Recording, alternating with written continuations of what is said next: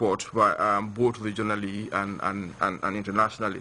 It is a project instituted with the primary aim of ensuring food safety in accordance with internationally recognized standards for both locally consumed, exported and imported food items into the country. There are important milestones in the drive towards achieving food safety for both domestic and international markets. In this regard, the capacity of the various stakeholders should be built. It is for this and other related concerns that the Sector Competitiveness and Export Diversification Project, funded by the Enhanced Integrated Framework Trust Fund and implemented by the International Trade Center in collaboration with the Ministry of Trade, is being implemented. The Day Synergy, as part of a series of week-long underlying activities, is meant to sensitize local food retailers and senior managers within the agri-food industry on food safety standards within the groundnut, cashew and sesame subsectors. The project started in 2012 and since then we are actually moving a lot in terms of improving the quality and safety of cashew, nuts, sesame and groundnuts. The EIF project has the aim to address trade-related development priorities that have been identified in the diagnostic trade integration study, and in particular by providing specific support to the three sectors, as I said, groundnuts, cashew and sesame, and also provide cross-cutting assistance in the area of trade information and inclusive tourism. As the advocacy campaign continues, campaigners are determined to minimize potential hazards on food value chain processes with hope in policy change. Babukar Kamara, GRTS. All APRC militants and the general public are hereby informed that the inauguration of the National Organizing Committee for the 5th National Congress of the ruling APRC is slated for Thursday, 16th January 2014 at the Laiko Atlantic Hotel in Banjul at 10 o'clock a.m. A news release reveals that His Excellency Sheikh Professor Alhaji Dr. Yahya A. Jojo Jammeh, President of the Republic and APRC party leader, has issued executive directives and approval for a task force to organize and convene the 5th National Congress of the ruling APRC party. The 5th National Congress, the Dispatch Arts, is scheduled to run from the 21st to 24th March 2014 at Kanilai, West Coast region. Members of the National Organizing Committee are kindly urged to attend the inaugural meeting slated for Thursday, 16th January 2014 at the Laiko Atlantic Hotel in Banjul at 10 a.m. prompt. The dispatch ends. 12 young skilled workers on Wednesday presented a report to the Minister of Youth and Sports. This after going through a month-long ECOWAS training sometime last year. The training is among a broad range of initiatives conceived to ensure the availability of a critical mass of young people armed with skills to power the informal sector. Babukar Senghor reports. Positive development for the youths of the country as a group of young Gambians who recently completed a month-long ECOWAS entrepreneurship training in Burkina Faso and Benin returned home.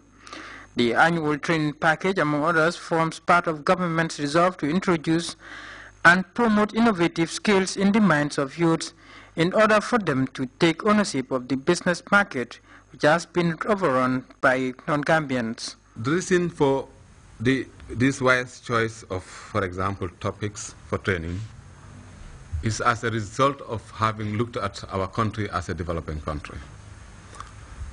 We feel we could no longer, as a country, be able to depend on imported skills.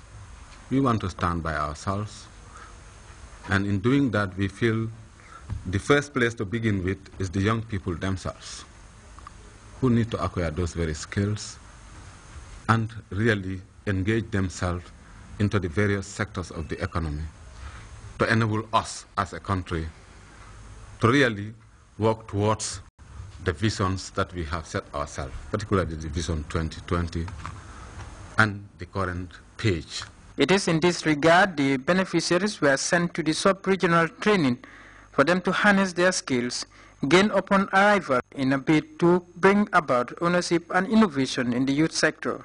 The beneficiaries were trained on a raft of disciplines, among them entrepreneurship skills in refrigeration, air conditioning, mechanical and other handicraft skill works. This training took place in renowned vocational centers, Zaire in Burkina Faso and Porto Novo, Benin respectively. So one of the achievements that has been registered at the training is after the formal class presentations, when the assessments were done, Gambia turned out to be one of the best in their assessment. That is the Burkina Faso team. So this is an achievement that we thought worth celebrating.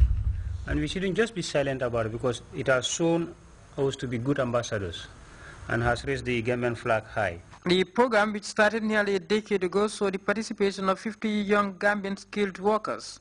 Few of these trained youths were able to set up business, with a significant number still struggling to set up business. In order to avoid the knowledge gained largely go untapped, and this the Minister of Youth and Sports, Aliou K. Jammeh, disclosed, his ministry and satellite institutions are trying to engage fringe beneficiaries. Now, if we don't come and give you continuous assistance until such a point that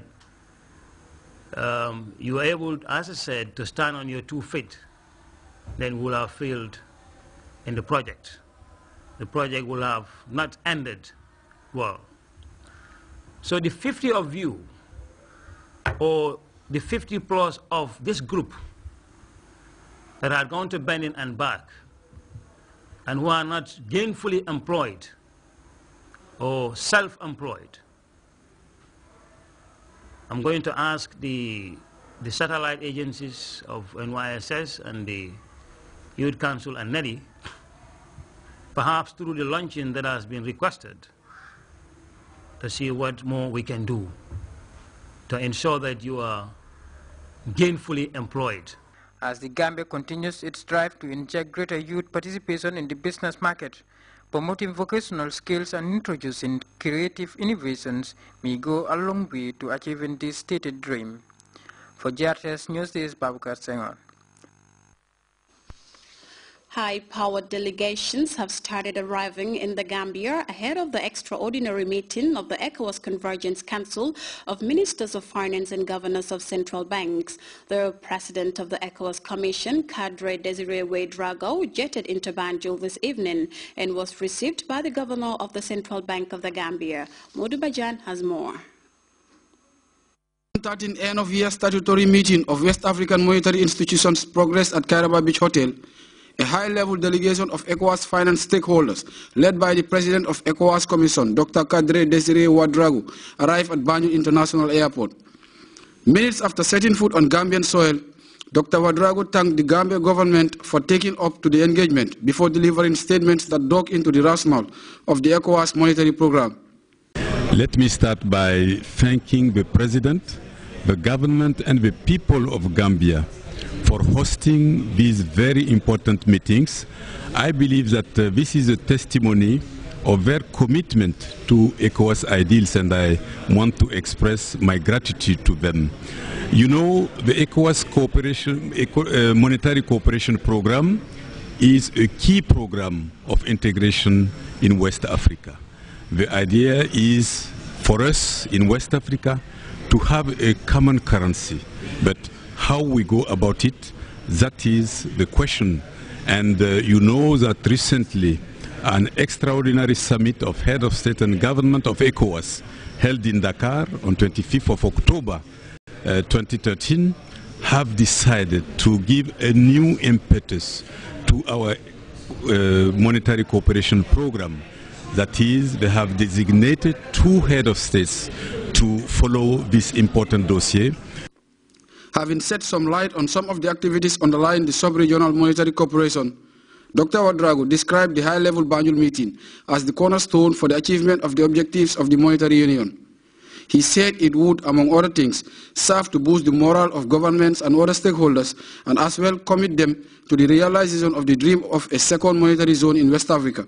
So the decision of head of state is that we should have a common currency by 2020, which means that the second monetary zone should converge by 2015, and then the single currency should come 2020. But this, of course, will entail a lot of work, and this is the reason why I have come to deliver a message of the authority of head of states and governments to the governors of central banks and ministers of finance, so that the heads of states are committed to meet